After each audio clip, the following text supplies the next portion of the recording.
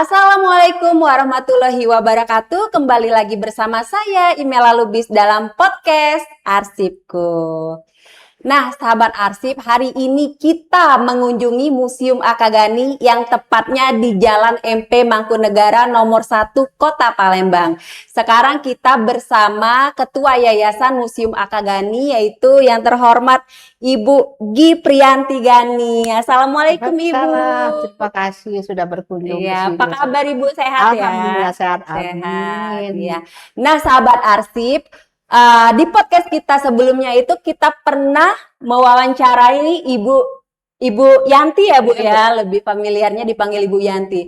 Tapi mungkin masih banyak sahabat Arsip yang belum mengetahui mengenai tentang Museum Akagani. Nanti ada di tayangan kita di Story Arsipku. Nah, kali ini kita akan sedikit berbincang-bincang nih Bu mengenai Museum Akagani. Yang tadinya mungkin kita pernah berkunjung ke sini ya Bu ya, tapi dengan kondisi yang tidak seperti ini. Sekarang sudah sangat bagus ya. Ini boleh Ibu ceritain nih kapan mulai direnovasinya ini Bu? Baik, terima kasih. Kebenaran pada tahun 2025 itu Ibu memberanikan diri berkomunikasi dengan Pak Fadli John.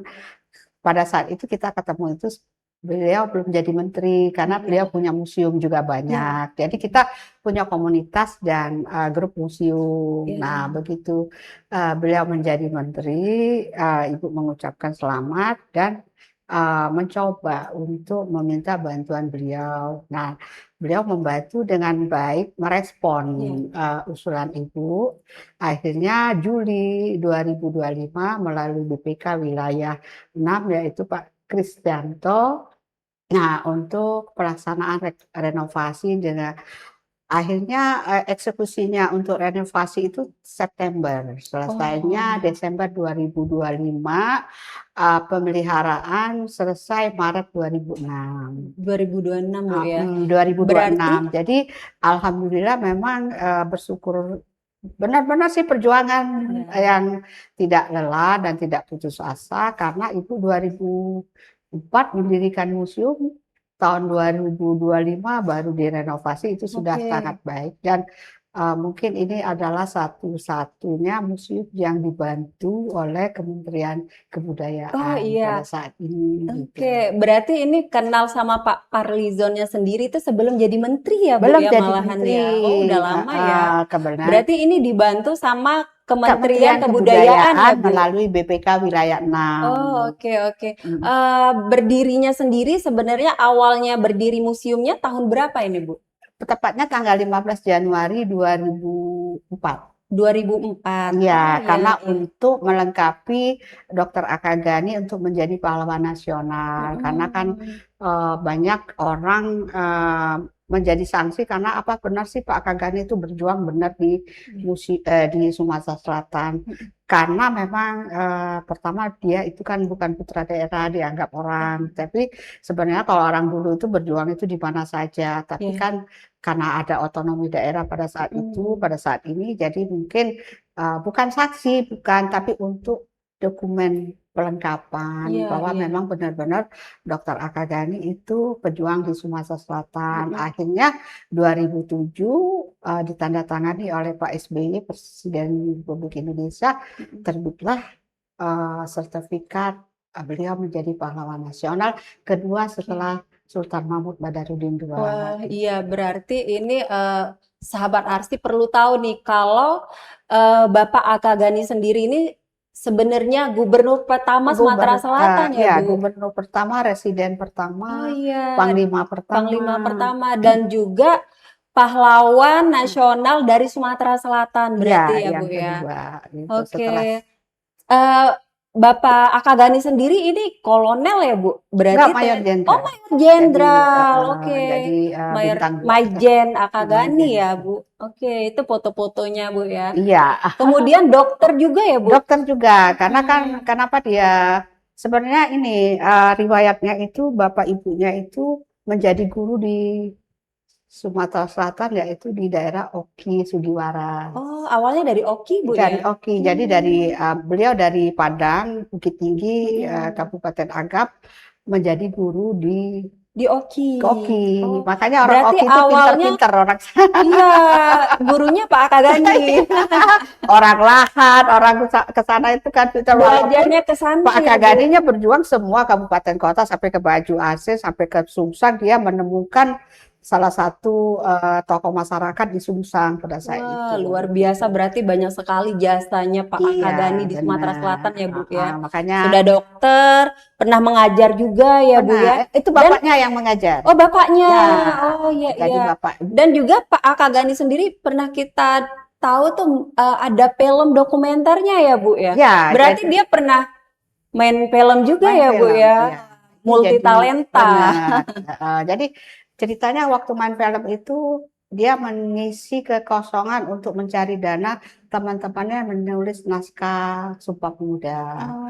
Jadi teman-temannya harus konsentrasi menulis naskah itu, sementara dia dan teman-teman yang lain harus mencari dana. Yaitu dia menjadi loper koran, seorang Oh, wartawan, menjadi oke. bintang film, jadi dokter juga, Iya. gitu kan.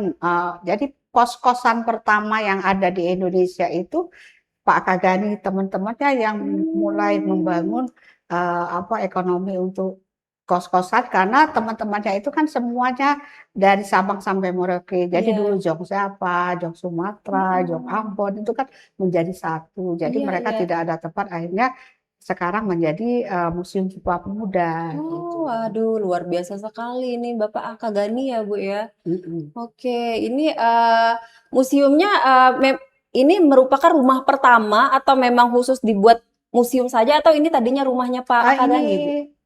sebenarnya museum ini rumah keempat. Oh, ini rumah keempat ya, Ya, Bu rumah ya. pertama di Pak Jalan. Akagani pernah tinggal di sini berarti, Bu? Iya, jadi tahun Oh, 62 beliau pulang ke Palembang tinggal di sini, iya. tapi masih bolak-balik. Rumahnya ada yang di 15 Ilir, Hmm, hmm, hmm, sama hmm. yang di apa namanya rumahnya yang markasnya Perang 5 Hari 5 Malam yang sekarang jadi Megaria, terus dipindahkan Oh, ke Jalan Mereka di kantor Veteran. oh gitu. Berarti Ya, banyak ya. ya, Berarti jadi rumahnya yang banyak ya. masih belum direnovasi, Iya, iya. Bisa mudah-mudahan. dimanfaatin juga Ya, sebenarnya, Bu. jadi mudah-mudahan dari pihak Pemkot juga Iya, karena bisa kan itu membantu untuk sejarah juga merenovasi. tempat Ya, karena tinggalnya pahlawan memang disitulah nasional. perundingan teman-temannya untuk strategi untuk pertempuran melawan Belanda dalam Perang 5 Hari 5 Malam. Oh Yang iya. sekarang jadi Megaria itu jadi dulu Jalan Mailan namanya tuh Yang di sebelum. Megaria sekarang ya, Bu Ya, ya? yang jadi Oh Megaria iya, sekarang. iya. Terus rumah kedua ialah di Jalan Imam Bonjol waktu beliau menjadi Hmm. menteri. Karena kita nggak ngambil rumah itu karena terlalu banyak posnya yang harus kita bayar, pajaknya Mm-mm. terlalu mahal. Berarti Jadi pas kita jadi menteri ya di dikembali Jakarta ya, Bu? jadi Jakarta. Oh, Imam Ada Bonjol Jakarta. Oh jadi iya, iya. 5 menteri. Jadi dia Hmm. perancang Bappenas itu sebagai Menteri Kemakmuran itu melingkupi dari Menteri Pertanian, Perdagangan dan Hmm. Bappenas. Terus Mm-mm. ditambah Menteri Perhubungan jadi Oh empat. iya. Mm-mm. Jadi empat. Jadi beliau terus seorang militer juga. Terus dia bolak-balik harus melawan Belanda. Di samping itu dia menjabat berbagai jabatan yang Iya, diberikan iya. sama Bung Karno. Jadi Wakil Perdana Menteri pertama Sumatera karena dia apa namanya itu menyelusuri Sumatera itu dari Padang sampai ke Aceh. Jadi Oh. Sumatera ini meliputi dulu kan lain kan Jawa Mm-mm. dan Sumatera itu Mm-mm. masih Mm-mm. terpisah. Sekarang setelah menjadi NKRI menjadi satu gitu kan.